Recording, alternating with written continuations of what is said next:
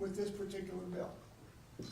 We don't know exactly what those changes are going to be yet because it's still early, but people are going to be hurt. Families are going to suffer, children are going to be hurt, and as the Congresswoman stated, costs are going to go up. This is not going to make things more efficient. It is just going to make life that much harder for the people that already have challenges and struggles. So, not wanting to be totally negative, the one thing I do know, even though there are a lot of unknowns in this and we still have a lot to find out, the one thing I am absolutely sure of is that people in this building and people in buildings like this across Michigan and across the country, we're going to do everything we can to make sure that they don't win. Mama. We're going to make sure that we do everything we can to make sure the people that need that Medicaid care continue to get services and do not suffer. We're not going to let them win. I'd like to introduce our next speaker, our own Dr. Bobby McCumilla, recently elected as the president of the American Medical Association. Thank you, Dan, and sorry for this kind of news on the anniversary of you working here for so long. And thank you, Congresswoman Don Ribbon, for bringing attention to this, for the attention to this really devastating development in Washington, D.C., this law that was passed that has consequences in our community and in our entire country. And thank you for your advocacy for Flint and the entire state, and again, the entire country. I serve as president of the American Medical Association, which is an important thing to sort of drive healthcare in this country, especially when something like this hits us. But my roots are in Flint. I grew up here. This is my hometown. I've been in practice for 25 years. It's an office that I share with my wife, Nita, who's an OBGYN, and I'm an ENT doc.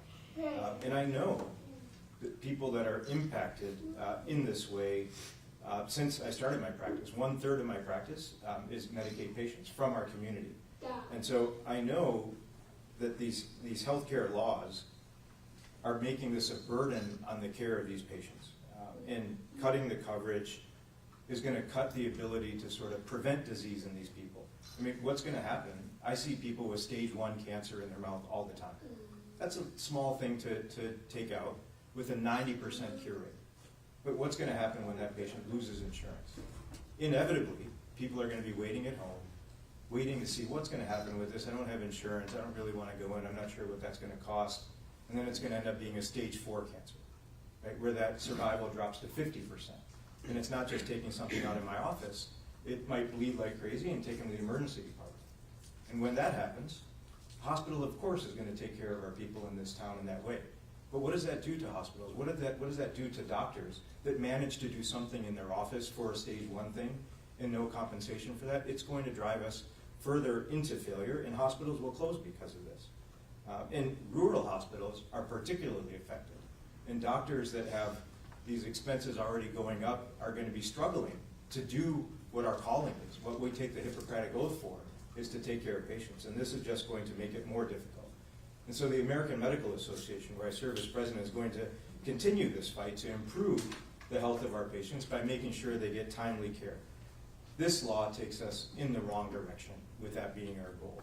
It's harder for patients to get the care that they need and to prevent and manage chronic disease instead of having that turn into something acute and make it an emergency. And it weakens an already struggling system. I mean, physicians lose the support of this care, and patients get sicker because of problems like this. And so thank you very much for this opportunity to talk about this and bring it to the attention of our community, because oftentimes there's a disconnect between what happens in Washington, D.C. and the negative consequences. That there will be some that are immediate, but this is going to take a decade to implement, and it's going to go down every single year. So thank you for this opportunity to bring this to people's attention, because our community needs to know about it. And now I'd like to introduce Rachel Chapin, our nurse.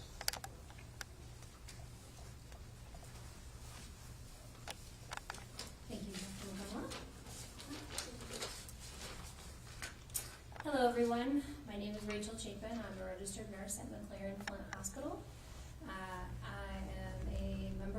Alaska Local 875, and I'm proud to be standing here with Congresswoman Rivet, a true champion for working people. I'm here on behalf of my community, my patients, and my kids. They all deserve to know that when they're sick or face an emergency, that there's a hospital nearby that's open, staffed, and ready to provide life-saving care. That's the promise I've spent my career working for in Genesee County. But Congress is making it impossible for those of us in healthcare to keep that promise. Most of our patients rely on Medicaid. They need it for medications, checkups, and to stay healthy and to stay alive. They aren't freeloaders, as anti-worker extremists in Congress would like to paint them. These are hardworking people. Some are parents, others are children, many are seniors who are living with chronic conditions after spending a lifetime working and contributing to their communities. Thousands are barely getting by as it is, but at least they had health care. Once the bill's cuts take effect, many will be forced to skip checkups, go without medications to save money. It's going to make our communities sicker. It will flood emergency rooms, overwhelm already short-staffed hospitals, and stretch our resources to the breaking point, and we're already there. Anti-worker extremists in Congress are creating a crisis that we haven't seen since before the Affordable Care Act, when more than 40 million Americans were living without health care coverage. We have a moral obligation to treat every patient, and we will. But with cuts to Medicaid, the funding to these patients could dry up. And why? So that billionaires can get tax breaks. Hell no. This is personal. I've been on Medicaid as a single mom in nursing school. I relied on Medicaid and benefits to get through the nursing program. So I am where I am today because of it. Me and my daughter relied on it. Without the assistance I received, I wouldn't be a nurse. And I'm not alone. So many nurses get their start the same way. Now I worry about the next generation, people who want to serve their communities, but they can't afford the mutually beneficial path to get there. My colleagues and I won't forget who put our future at risk. People like Congresswoman Lisa McClain. They voted to cut Medicaid and food assistance. These people knew the consequences and they did it anyways. My fellow nurses won't forget, my patients won't forget, and come midterms, the voters won't forget. We're going to talk to our neighbors and organize to make sure that you never get the chance to sell out Michigan again. Thank you.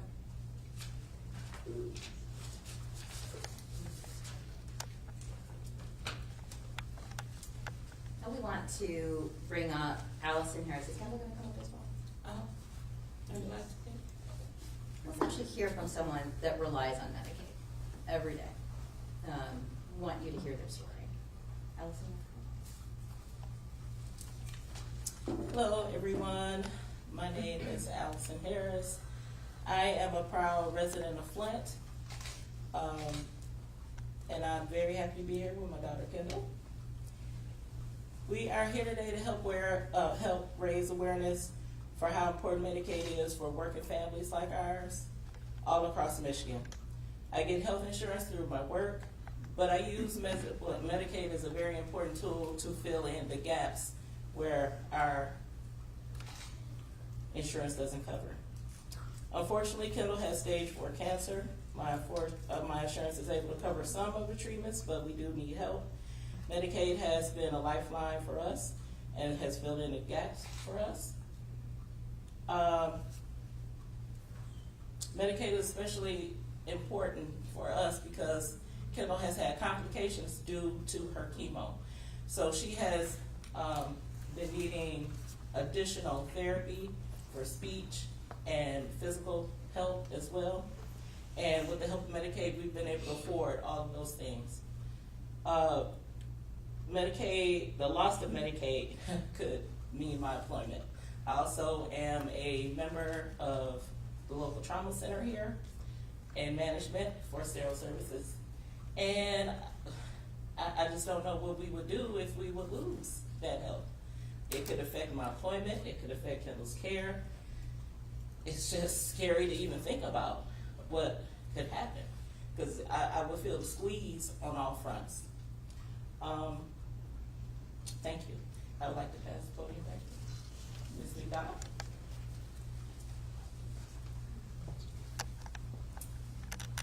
these are real stories. Just want to thank you two for coming to tell your story. It's incredibly brave. Listen, do not be fooled. This is not a political talking point. You have in front of you the CEO of our health system, doctors, nurses, patients, the head of the AMA, who are saying that these cuts that were passed in Congress, the $1 trillion out of Medicaid, are real and they are dangerous for our communities. And it's important that people understand that. Now, in mid-Michigan, we have a way of how we treat our community and our neighbors. We will make sure that people who are very sick get care. But right now, the Republicans in Congress just pulled the rug out from under working families and middle-class families, ripping away health care to pay for tax cuts for the very rich. That is what happened. That is not a political talking point. It's just what happened. And we need to make sure that people know about it and know that we're going back to Washington and we're going to fight it every chance we get, because we cannot allow this to happen in our community. Thank you. We'll take some questions. Yeah, that's what I was going to get to. What do you do now? We've heard all this before, obviously, and the bill still got signed and became law. Moving forward, how do you fight? How do you reduce the damage if you can? Yeah, I mean, the first thing that we have to do is make sure everybody understands what reality is. There is a lot of money being spent on TV and in mailboxes, lying about what this bill actually does, and we need to make sure that people understand what's at stake. And then we have to organize at the community level. And it is as Dr. McConnell has said, this is a 10-year implementation. So it means that while we may start down this road, we have the ability to stop it. So every day in Congress, we need to push on and find the ways that we can, but also members of Congress need to hear from people in their district, particularly for folks who happen to be in a district where somebody voted to send this bill to the president's desk. Somebody voted yes to cut Medicaid by $1 trillion. They need to hear from their constituents. This is not what anybody voted for.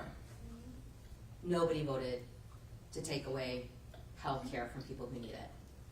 Nobody voted to take food off the plates of children and seniors. This is not who we are as a country. And the power in our country is with individual voices who come together and demand better for one another. And this is our moment. This is where we have to do that. And we have to do that every day until it changes. Go ahead. Oh, so I had a question. There's a lot of talk about the weekly work requirements in this bill. There's a lot of talk about the changes it makes to retroactivity. What are some other Medicaid components that you think isn't getting enough media attention right now with what this bill does? First of all, hi Sam, great to see you. And Dr. McConnell, you're welcome to add to this as well.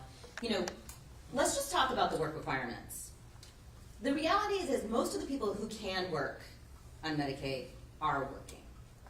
What the work requirements are going to do is require mountains of paperwork that have to be redone every 6 months. So what we're likely to see are people who just miss deadlines and lose their care, misunderstood how to fill out the form, lose their care, have so much going on in their lives, maybe making treatment appointments, navigating school, navigating work, miss a deadline, their care will go away. And that's part of the strategy. I think the other pieces that we really have to talk more about is that a lot of Medicaid, a lot of mental health services in schools are funded by Medicaid that are on the chopping block. And the way that we fund our hospitals in particular, I have a lot of concerns about our rural hospitals, and in particular our labor and delivery units, and the care that women are getting while they're pregnant. But I will let the bigger expert, Bob McConnell, talk to them. Thank you very much for that question.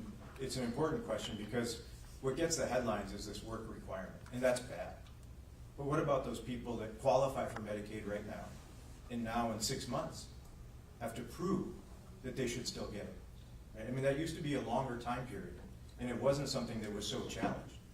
But now, If in 6 months you have to prove that, you know what, I don't meet any of the disqualifications, therefore I should get it, and they have a hard time doing that, or they're a little bit late, what happens? And they're gonna lose their Medicaid. And God forbid that be the moment that all of a sudden their blood pressure that's usually 130, 140, all of a sudden is hitting 200. And now they don't have Medicaid.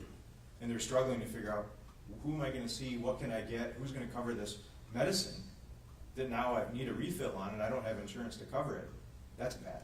And so to make it difficult for people to get health care is the totally wrong direction. When that does go into effect, it'll be 2027. I can't help but imagine, do you think there will be any assets and technology that would streamline that verification process? Any confidence you have in this digital world of things that could be utilized to actually make that execution a lot smoother? I mean, it's a theoretical benefit of those things. I mean, we call AI, a lot of people refer to it as artificial intelligence. We at the American Medical Association call it augmented intelligence, right? It should help me to take care of my patients. That's assuming that it works. But still, if that date is still 6 months instead of a year, we have to rely on a program to help this patient verify. And that's better than memory for sure, right? It augments our memory. But you can easily see that failing, even in that situation. And if it fails somebody who has a mild chronic condition and is cool with it taking an extra month to figure that out and get the medicine, that's tolerable. But what's intolerable is, what if that person needs acute care because they have an acute issue? And we're relying on a computer system to augment the bureaucracy of this. That's not a good situation at all. Do you mind if I say something and absolutely pop in on this? I put that as beautiful possibility in theory. But we all know that innovations in technology require investment. They require the smartest minds coming together to actually implement system-wide technology upgrades. And you don't do that by gutting departments of 10,000 employees and stripping funding by $1 trillion, right? The possibility of that happening in an environment when the federal government is being stripped of all expertise and tenure and people who with an experience is next to nothing, right?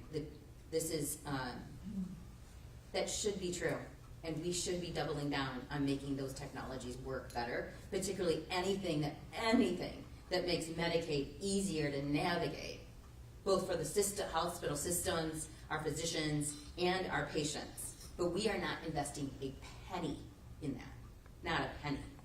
So, not likely to happen. I would just say, in the name of government efficiency, this is not that. So, between the work, the community engagement requirements, and the change in the determination period, it is very likely that healthcare organizations are going to have to hire people specifically to do that. We can't go to a case manager or to a nurse and say, hey, in addition to all the rest of your stuff, don't forget to make sure that your patients are working or they're getting their volunteer activities in. So it's just going to add, that much more bureaucracy and work to an already overstressed system.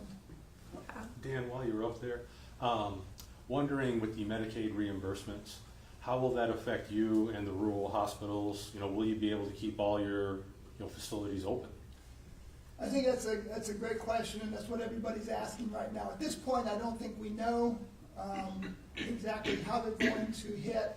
A lot of it will play out over the next several weeks and months as the agencies that analyze that stuff actually look at what's in the bill. Now, Medicaid is a very complicated topic anyway, and it's embedded in an 1,100-page bill, which, in spite of what people are saying, I don't think too many people actually read that. So I think it's going to take time to figure out how they're doing that. The couple pieces that we do know already look bad. The work requirements and the redetermination, those are already adding more work. Once we get to the other pieces, we'll have a better idea, but it's going to be bad. I mean, rural hospitals are already looking at how they're going to stay open.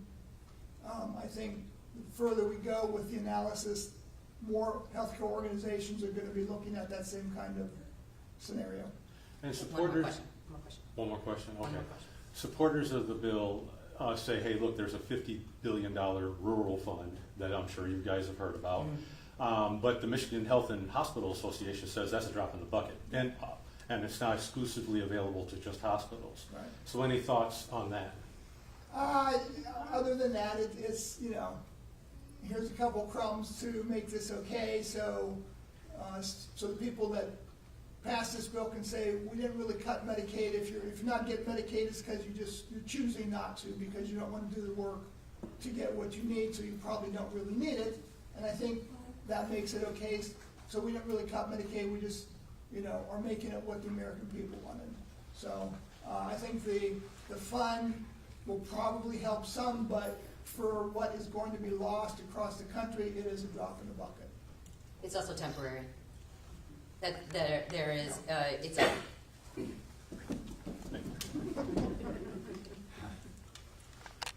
the $50 billion is a temporary set aside for 3 years, and then it goes away. These cuts are permanent. So that it is a drop in the bucket of what will be needed in order to sustain the system, and I think is likely more of a political talking point than an actual solution. If I could just squeeze this in real quick. Obviously, the Trump White House has said these cuts that everybody is worried about, the 900 billion, trillion, if you will, is just getting the fraud and, say, undocumented people. You know, you've heard it. You've heard Yeah, us I mean, let me talking. tell you, like, So what do you say to that? I have a liberal arts degree, so math isn't my strong suit, but let me tell you this. The math doesn't add up. There is no data that show you can get to $1 trillion of cuts with waste, fraud, and abuse, given the study after study after study in Medicaid about what that rate truly is. That is the idea that these cuts are only going to affect people who are committing fraud or who are in the country illegally is just a flat out lie. It just is. And it's ridiculous to think that, and I know that makes the people who voted for the bill probably, you know, sleep better at night, but it's not magically going to make the people who are honest over here and the people who are fraudsters over here, and they're just going to magically separate, and this pile is going to go off of Medicaid and this pile is going to keep Medicaid. That's just ridiculous. It will not happen like that. Will some of the fraudsters get caught? Sure, but There aren't that many. the overwhelming majority of the people that are going to be affected by this are the people that legitimately need Medicaid, and they're the ones that are going to be harmed. If I may just add something. And so, if indeed this was fraud, and somebody, like I mentioned, has a stage 1 cancer and loses their Medicaid, they're not immigrants, they're not illegal, they've been here, they're the 4th generation Flintstone, we'll call it that, and then they develop a cancer. They're going to lose their coverage for that sort of illness, that sort of disease, if they don't have a job, if they can't find a job. I mean, there's all these variables in what they're calling, you know, legitimate looking for work. But let's just say that they define this person with this cancer is not having a job, therefore disqualified. There is nothing fraudulent about that, right? This person is trying to get care. It's the care that they had all this time. So to say that this is just getting rid of fraudulent use of Medicaid is completely wrong, based on what they passed. All right, thanks everybody. Thank you.